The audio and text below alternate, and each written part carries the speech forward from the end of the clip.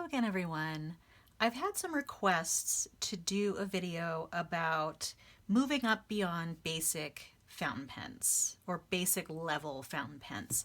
So I have a few pens here in different categories, and I'm going to kind of go through them and tell you what the differences are, what the price differences are, and some considerations to think of when you're moving up from basic pens or beginner pens into things that are a little bit more I don't want to say advanced because that's not the right way to say that. Let's just say next level pens. Each of these is sort of a next level up. Although this last section here is sort of like a special subset, which I'm going to talk about here at the end. And I don't have any super expensive pens. You can buy like a $10,000, $20,000 pen. I do not have any of those. And you can certainly go up, you know, the most expensive pen I have, I think I paid $200 for, although that was sort of discounted from a higher priced pen. You can certainly go up from there. You can go up $5, $6, $7, $8, $1,000. You know, there's a variety of ranges above what I have, but I can tell you what the considerations are in these groups that I have here. So, and actually, this is probably in a group of its own. This one is unused, but so this is a Jinhao Shark pen. And for a super beginner or someone who just wants to see if they like fountain pens at all, this is, you know, super cheap. You can get it for a few dollars, $3 or $4 individually. If you buy a set of them on Amazon, you can get a whole set for like $12. You only have one nib size though, so that's a disadvantage. Let's see, this one is fine. I think they're all fine, or medium perhaps. You might be able to get them in a medium. And there's some variants of this. Jinhao makes these. They also make some Swan pens that are essentially the same make. You can put ink or cartridges in these, so that's kind of nice. Or it has a converter, so you can actually put bottled ink in here as well as cartridges, international cartridges. So this is kind of a nice way to see, do I like cartridges? Do I like bottled ink? This is really basic. This is, you know, do I like writing with a fountain pen? You know, just to not put a big investment in trying that out. And then let's say you don't want to go there and you just want to go to beginner level pens, or you know you're working your way up from a shark pen and you want to go to the next level. There's sort of this beginner level pen area. And I also want to say that even though I have a few selections for each category, this in no way is the whole world of pens that you can get in each of these categories. So there's a variety of different brands that fit into each price range and skill level. So, and skill level, you know, there's really no skill level other than just writing with a fountain pen generally. So if you can write with a fountain pen of any type, you can write with any of these fountain pens. This section over here is a little different, which I'm going to talk about at the end. So actually, let me just get these off the screen entirely, scoot these down, and I'll bring them back at the end to tell you what those are about. So for basic fountain pens, I have selected 4 different choices here. So we have a TWSBI Eco, which is made in Taiwan. We have a Lamy Safari, which is made in Germany. I think made in Germany. I'm not sure if the cheaper models are actually made somewhere else, but that's where the company is. This is a Kaweco Sport, also made in Germany. And this is a Sailor 1911 Mini is what it was called when I bought it from Yoseka Stationery, but they're also releasing these in the United States as the Sailor Compass. So all of these are around $30. Some are a little bit less, like in the 20s to 30s is what you're looking at here. So I wanted to get some European models, which these German ones are, sort of an outlier. This is Taiwan, so it's going to have its own sort of nib, and then a Japanese pen, because there is a big difference between the nib sizes in these different locations. So for Japanese pens, which Sailor is a Japanese pen, the nib sizes tend to run smaller. So if you're looking at an extra fine, that is going to be incredibly fine. Their medium is more like a fine. Their fine is more like an extra fine. So just sort of the standard, if you're talking about US fountain pens, the nibs are always going to be a little bit smaller. With the German pens, I think they run a little bigger. So you're going to have a very wet, juicy medium, which might in some pens be more like a broad. Although I think for these pens, medium is probably more like a medium. And I should also say that these are all going to have steel nibs, these in this price range, and including the Shark pen. That's also going to have a steel nib. So I'm going to show you these. I have a variety of different nib sizes. I'm not going to test these out today. That's sort of a different video, but I just wanted to show you sort of the range and the things that are available. So this is a medium in the TWSBI Eco. Oh, I'm sorry. This is a bold, a broad in the TWSBI Eco. And this actually runs kind of small for a broad. And these are all little things that, you're not going to know right off the bat. What brands run small for nibs? What brands run big? What brands have the best nibs for entry-level pens? The TWSBIs are always one that I recommend, especially the TWSBI Eco, as an entry-level pen because they generally write really well. Occasionally you might get a bad nib, in which case if you're writing with it and it just feels really funky, send it back because it shouldn't be writing funky. You're generally going to get a pretty good writing nib. I think the same is true of Lamy. This one here is, what is this? I think I have ink. I haven't written with this pen in a while, so it's hard for me to see. This is a medium. So you can see it looks, and I'm going to post this. This looks pretty well sized for a medium. There. And you're not going to see it that well. But a medium, I think a medium is a good place to start if you don't know what size nibs you like to write with. And for the Shark pen, you're not going to really be able to test out different size nibs. But if you really like the Shark pen and it's a fine, then I would recommend going out and Googling what nibs are like a Jinhao fine. So that you can get that sense of what size nib you like writing with. Oh, and I just realized I have to include one pen here. Not in this group, but in a later group. I have to include my Lamy 2000. So I'll show you that here in a minute. Once we get down, I'm going to go a little faster here. So the Kaweco Sport, and this is actually a 1.1 stub nib. So that's like a cursive nib. It has some line variation. This is a different nib than what came with this originally because this one actually came with not a very good nib. I ordered it in a medium and it was always skipping and hard starting. If you're starting out with fountain pens and you're encountering those kinds of problems, first off, just make sure you're holding the fountain pen correctly. Look at some YouTube videos, or Goulet Pens is a fantastic resource for fountain pens.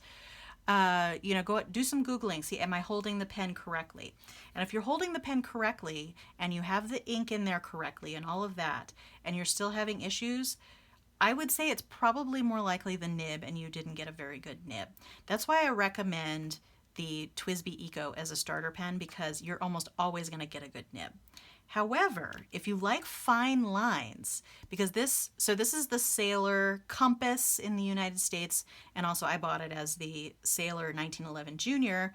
If you like finer lines, this is going to give you a really good nib pretty much every time. But these nibs are pretty fine, and it only comes in a medium fine. So Sailor is definitely very consistent with their nibs, and so is Lamy. Lamy is very consistent with their nibs as well. I have rarely encountered a nib that did not write well with a Lamy. Okay, so that's the entry level stuff. So let's say hey, I'm tired of looking at this entry level stuff. Where do I go next? Okay, I'm gonna go one step up. This could also be entry level if you wanted to go a little bit pricier in your pens that you're getting. This is about the $60 range, $60 to $70 range. These are all steel nibs.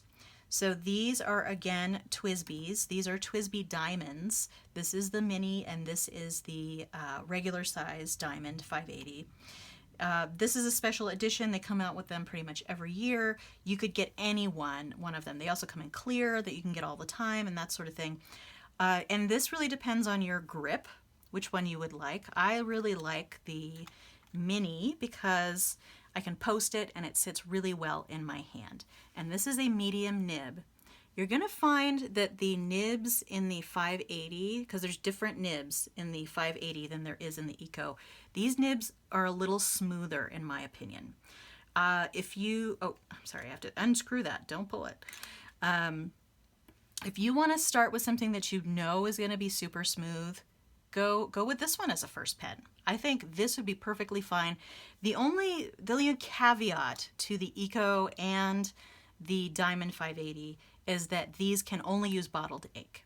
So if you're not sure whether you want to use bottled ink or not, you need to go with something like a Lamy, a Kaweco, or a Sailor.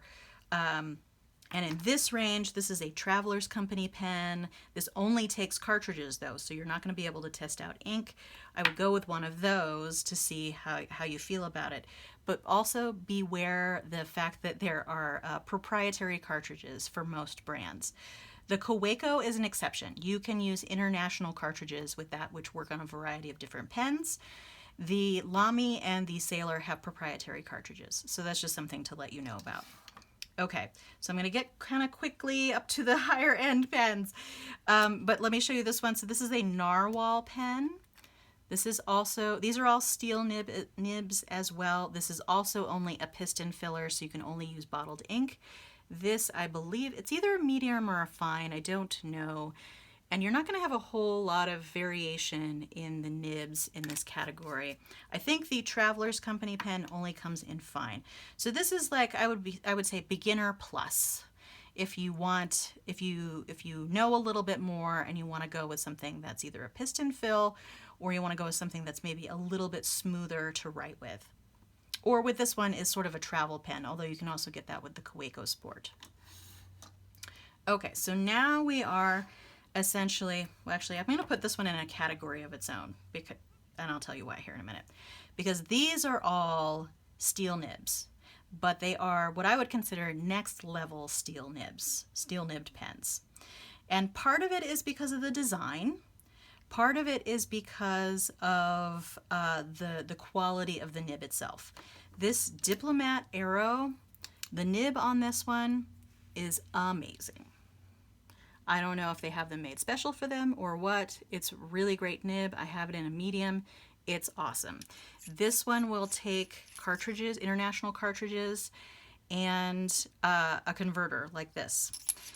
This is a little bit more expensive. This category is more in the $100 to $150 range here for steel nibs.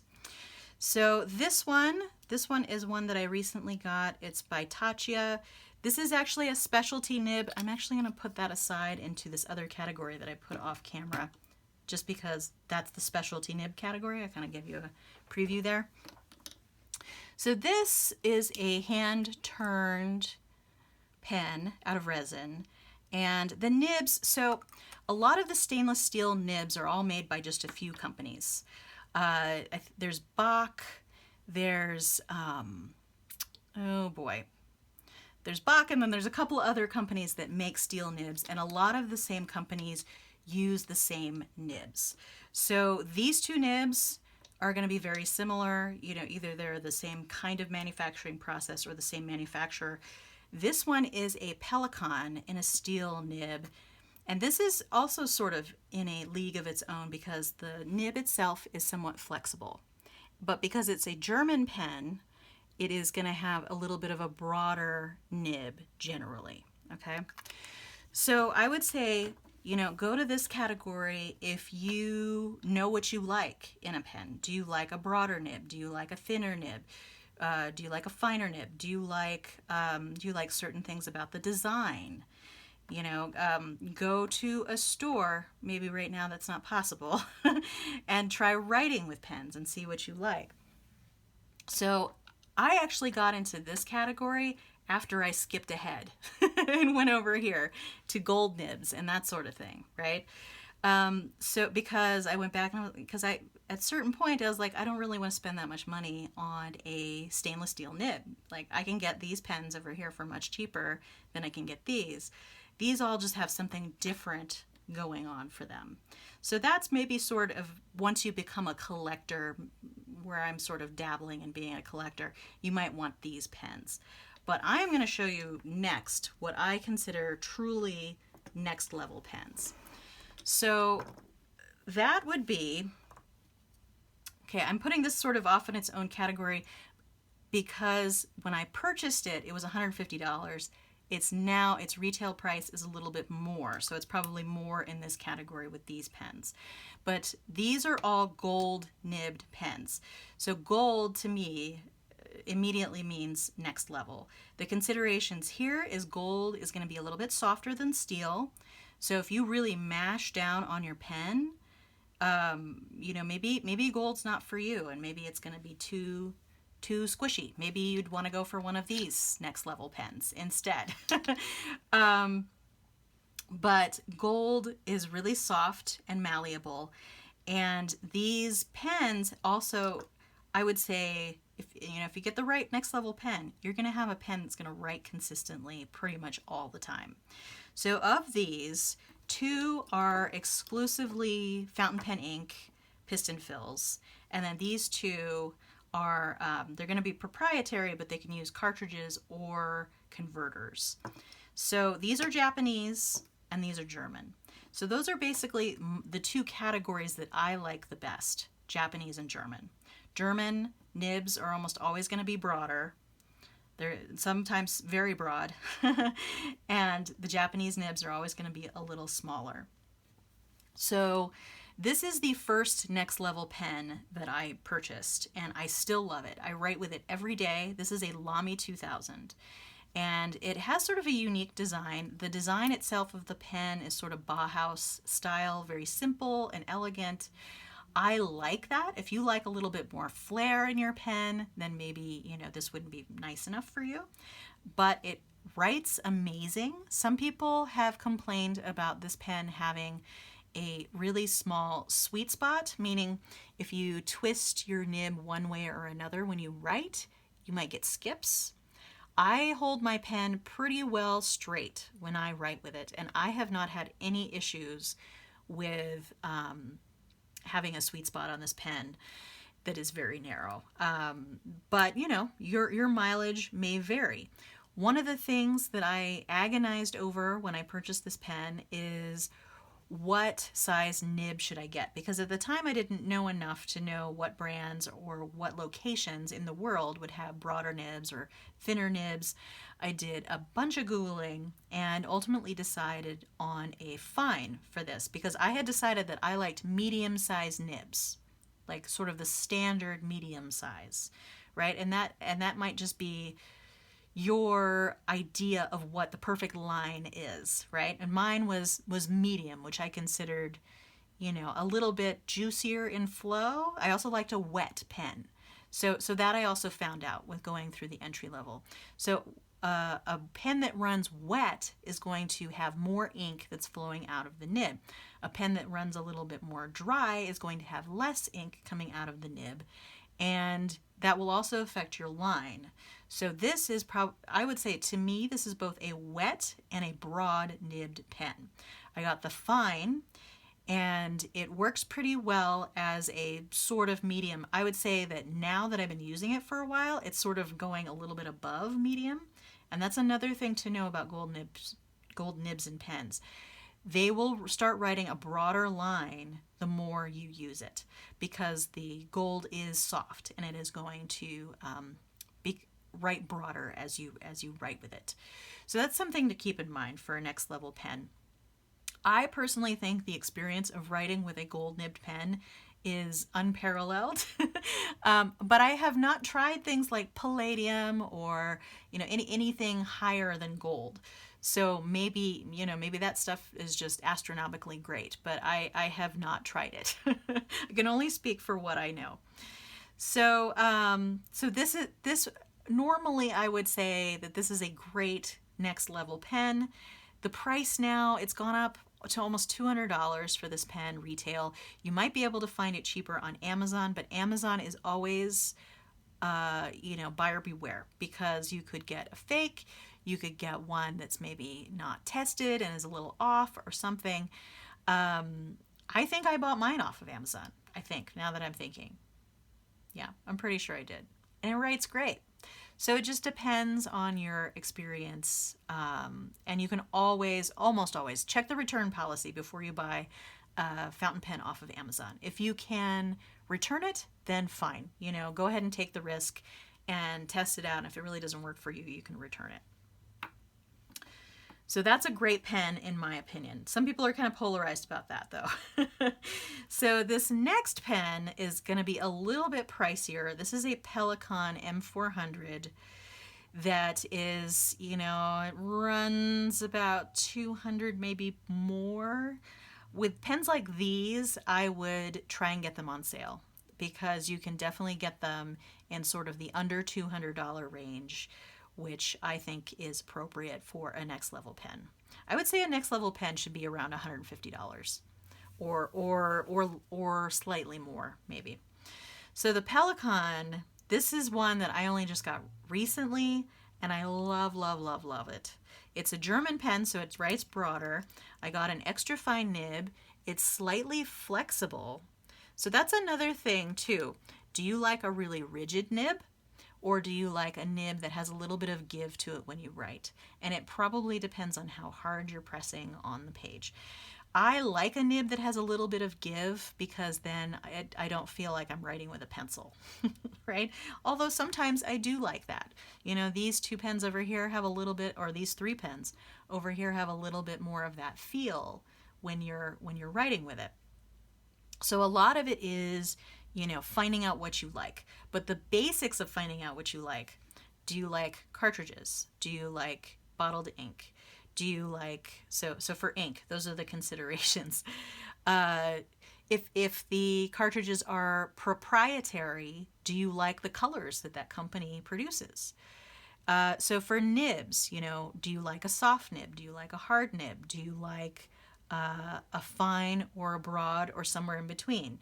So these are all things that you should figure out when you're at the entry level time, so you can get some cheaper pens that have different things and try them out, and then go up and purchase things that you fit the things that you like. So this is a next level pen. These two are both Japanese. One is a platinum and one is a sailor. These are both going to have proprietary cartridges and converters, but you can use it with either. For the sailor, this I believe is a medium. So, and both of these sailors I purchased off of Amazon for just a little over $100. So again, check the return policy, but if you can get them for that, it's totally worth it. They are great, great pens. I would say that, maybe even go with a sailor or a platinum before you go with the Lamy 2000. If you like the Japanese nibs. But, if you like a medium nib in a German style pen, then you're going to go with a bold nib or a broad nib for the Japanese pens. It's just learning what the conventions are. So this one, like I said, is a medium nib. And this is going to have a little bit more feedback than the Lamy 2000. Part of why, so what feedback is basically, it's how much do you feel the pen rubbing on the paper, and what does that feel like? With the Lamy 2000, part of why I like it is it's almost smooth as silk. I have, and the Pelikan, they're smooth as silk.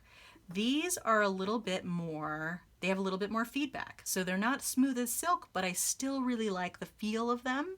And even though these are not flexible nibs, they're flexible enough because of the gold content that they are nice to write with. So this, I believe, is also a medium nib on the platinum. And this one has a little bit longer of a nib than the sailor does, I believe. Yes. So here is your Sailor on the right, Platinum on the left. They definitely look different, and they definitely write differently. So, you know, test them out, see what you think. Okay, just making sure I put the right cap on because they both look very similar. So then once you have gotten here, you know, there's a whole other world to explore. I mean, if you have the disposable income and want to buy $3,000 pens, like if I had the means, I would totally be buying one of the Shell Pelicans that are like $3,000. It's beautiful. You know, I love it. I love the Pelican and how it writes. I probably feel really weird writing with a $3,000 pen, but you know, if that's what floats your boat, go for it, and you have the means to do it. If not, you know, there's nothing wrong with staying here, or even here at the basic level as the ones that are now off camera here. So I'm going to show you a whole other world to explore here, and that's specialty nibs. So, and they each kind of have their own purpose and feel and all of that. I just have a selection here. I'm going to show you this one first. So this is a Pilot Falcon. Oh, and I should also say a Pilot 74 should also probably be in this range. I could not find it to show that to you today, but yes, the Pilot 74 is also a very good pen. It's a Japanese pen, but it so it's going to have the same kind of nib sizing as the Platinum and the Sailor. The Pilot is probably a little bit more, I don't know, like mass market, you know, not quite as specialty, I would say. I don't even know if that's right. But I would say Sailor, Platinum, and Pilot, they all make really nice pens in this range, in the Japanese pens. You know, some people like one brand over another, and generally that's because of the nib feel.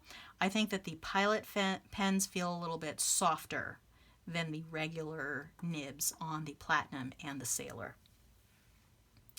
And maybe I'll put a link down below to my unboxing of my Pilot 74 just so that you can see that, because that should be in this range here. Made me think of that because this is a Pilot. So this is a Pilot Falcon. And this has a soft nib. And the soft nib, so it's not a flex pen necessarily, but because a flex pen, those are mostly vintage these days, but you can get newer ones, but they generally don't write very well. But a flex pen, you can get a lot of line variation. And with the Falcon soft nib, you can also get some line variation. Goulet pens is a great place to look for this particular quality and see how they have talked about it and different aspects of it.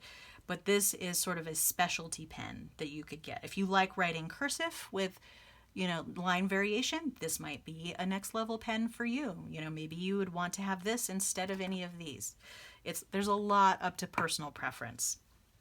And this one I was showing you earlier, this is a Tachia pen from Japan, but it's made with a Sailor nib, and this is actually a steel nib, which is kind of why I was putting it back earlier in this section here. But this has a music nib. So that is a specialty nib, and it's sort of like a stub nib where you have variation. You can get a thin and thick line with it. It was meant to be drawing music notes, but you know, people are probably not generally writing music notes anymore. But this is not sort of a standard nib, but you can write with, you know, with your standard writing with it, but it's sort of a specialty nib. But this brand, Tachia, you can also get just a regular steel nib, you know, extra fine through broad, so you don't need to necessarily get the specialty music nib. But that's an option for a specialty nib. This one is, which one is this? So this is a Sailor Zoom nib, and this allows you to get different line weights from, if you're leaning it all the way down to all the way up. So you'll get a thick line the further down you have at an angle, and you'll get a narrower line up here. I will try to put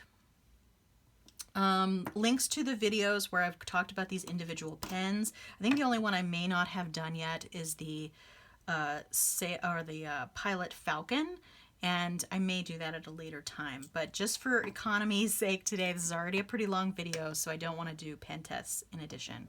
This is more about what differentiates different categories of pen. And then this is yet another specialty pen. This is another music nib, but you'll notice that it looks different than this music nib. So this is sort of the typical what you're thinking about when you think of a music nib with 3 tines. But again, it's going to give you a thick and a thin line depending on how you hold it. It was also designed to write music notes. These are not flexible nibs. None of these are. The Zoom and these, none of them are flexible. And then this, even though this is a TWSBI Diamond 580, which is back there in another one of these categories, this is a custom grind nib and an architect grind. So that's a whole other world that I have not explored all that much. This is the only pen I have in a specialty grind nib. You know, depending on what pen you're putting it on, you can choose any kind of pen. I suppose you could put a specialty grind on a shark pen if you want it. But the specialty grind itself generally costs around $50. So you're adding that to the price of any of the pens that you're putting it on. So that can bring it up quite a bit depending on the original cost of your pen. So this one was a gift that my husband got me, and I'm loving it. I'm really loving the Architect nib. It's a super awesome nib. Basically, it is like a stub, but you're getting the thin and thick line in the opposite direction. So basically, with a stub, you go side to side, and you're getting a thinner line than if you go up and down with the nib. With these, you're getting a thicker line side to side and a thinner line up and down with the nib. And there's certain reasons why you would want to have that. I am not the expert on custom nibs. I would definitely say, if you're interested in any particular type of specialty nib, to go and Google it and find out all you can. This was just supposed to be sort of a general video about considerations to think about when going up to different levels of fountain pen. So hopefully that was helpful. Like I said, I will try to do my best to put unboxings or pen testings that are relevant to this video down below. If you have any questions, feel free to ask me. Again, I am not a fountain pen expert, but I have been dabbling in fountain pens for long enough sort of to know what I like and what differentiated these different categories for me. And just so you know, different people like different things in fountain pens. And that's kind of what makes it both interesting and maybe difficult if you want to move your way up to nicer pens. But like I said, I'm happy to answer any questions you have, and hopefully you found this helpful. And I hope I'll see you again next time. Feel free to subscribe so you can keep track of new videos that I'm going to have up on the channel. And have a great day. Thanks so much. Bye.